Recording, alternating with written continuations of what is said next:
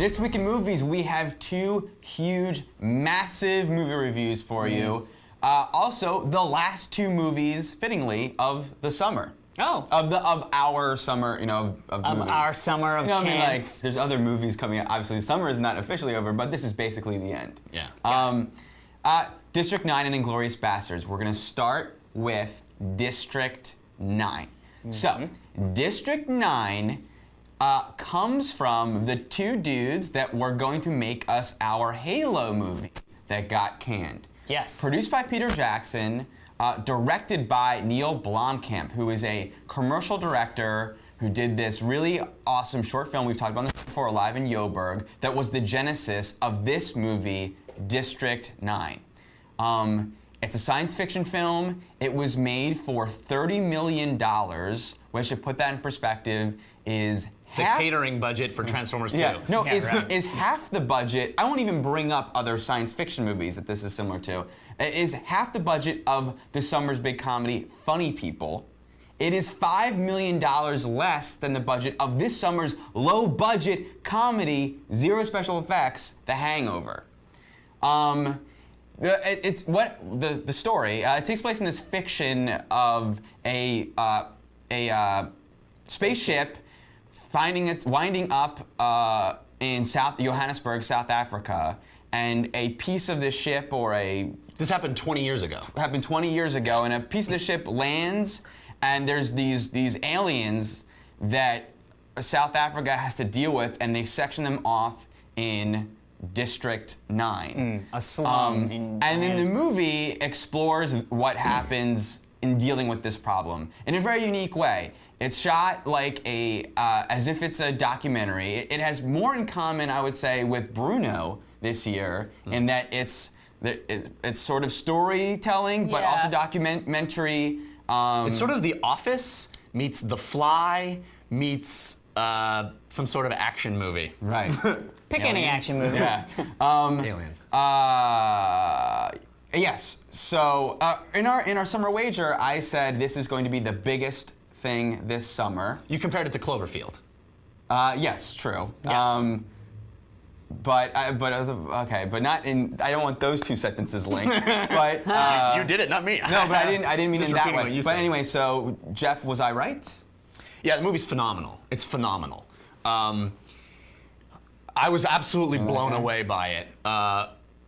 It's a shame, actually, I think, that Neil Blomkamp didn't get a chance to do the Halo movie. It's understandable that now he's saying that even if they offered it to him again, he would say no, because clearly this is what he would have done with Halo. I think this is the kind of movie he wanted to make for Halo, and it's a shame he didn't, because I think what Christopher Nolan did for superhero movies, he has done for the video game movie. And it's a shame that this doesn't have a video game franchise label on it, because it is every bit a video game movie. You have never seen a story like this on the screen at all, ever. But you have seen a story like this in every video game you've played. It is a video game story. The guy who is he's Gordon Freeman. He's the normal guy who, through a series of events, is the only one who can use the alien weaponry, and so becomes a badass. It's every video game I've ever played, but he manages to infuse that video game storyline with such emotional power and energy and a real theme that's interesting and compelling. And we have this argument all the time, you and I, Dan, that can video games make good films? I think this is proof that they can, because it takes all the tropes, just like Christopher Nolan did for superhero movies. It takes all the tropes of the video game genre, the big action set piece, the big firefight, those, how you get your powers, the way they deal with aliens, and it creates a story that is compelling and important and interesting. I could talk for hours and hours about what they're able to do with special effects and all kinds, and the performance of the lead guy. Yeah. Charlton, Yeah. I know that because yesterday I had to try to pronounce it, and then they just took it out of the prompter for me. They're like, you don't need to pronounce that name. Yeah, I mean, I totally agree with the fact that this is an amazing movie. I mean, this is an amazing movie. It's funny, it's spooky in a weird way. It's thrilling. It's amazing visual effects. I mean, the visual effects alone are worth talking about. And I have to say, I'm not a big fan of the mockumentary.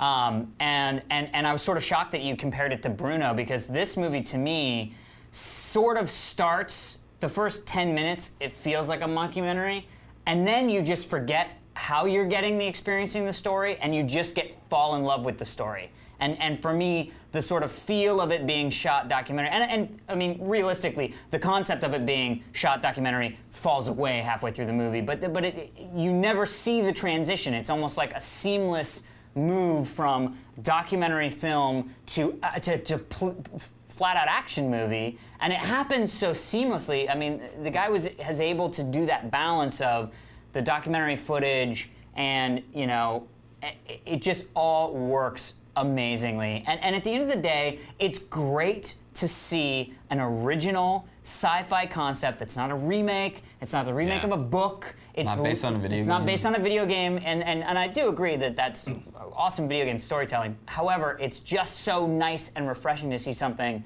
that high concept, and it sort of brings my faith back in the fact that we're going to start seeing some really cool high concept sci-fi movies, and done really, really well. Yeah, and thank you, Peter Jackson, for saying helping make it. This is a big deal, because it is.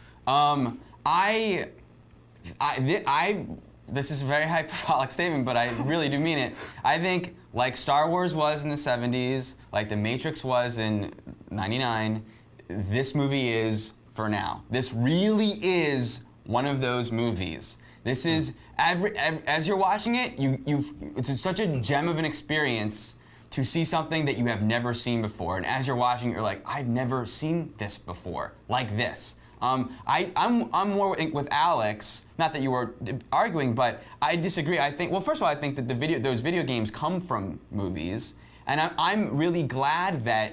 And so I didn't really see this as video game storytelling, and I'm glad that he didn't do Halo. I'm glad that he did do this because as you just said, it's like it proves, and this now opens the door for, oh yeah, we should give those guys that script that isn't based on a video game money to make some money, as opposed to let's only greenlight the things that are known just, properties right. or remakes. But you didn't more see so all than the that. Halo-ness in this movie? A little bit. Clearly I mean, his headspace was in Halo. I mean, he made the short film before he did Halo, and this is exactly that short film. Well, but, the first half is. Second half is Halo. well, okay, separate conversation off camera. But I want to say too that movies like Guess Who's Coming to Dinner and Do the Right Thing preach to the choir. They talk about racism. Yes. And to people that are completely open, like that are like, yes, oh, we need to do something about race. But people that are racist and see those movies don't really wouldn't watch that movie. They will go and see District 9. Yeah. And this does more for that cause without being it's medicine in your yeah, ice cream. yeah. And it's incredible. Yeah. And it's so great that it was shot with all sort of no-name actors, so you really got that feel of being not just no-name connected into actors. it. That lead is the first acting he's ever done. He's a he was a director. producer and director, yeah. Yeah, and he's owned a talent absolutely amazing. agency. Yeah. He's really He great. is, and it's funny. It's so funny. Okay. And some of the Anyway. best integration of effect character acting with live human acting. Yeah. I mean, there's a whole Amazing. conversation we could have about this in relation to Avatar that Yeah, I think would be separate movies. interesting. Yes. Yeah, but I mean, yeah. So we haven't seen Avatar yet. Okay. Right. So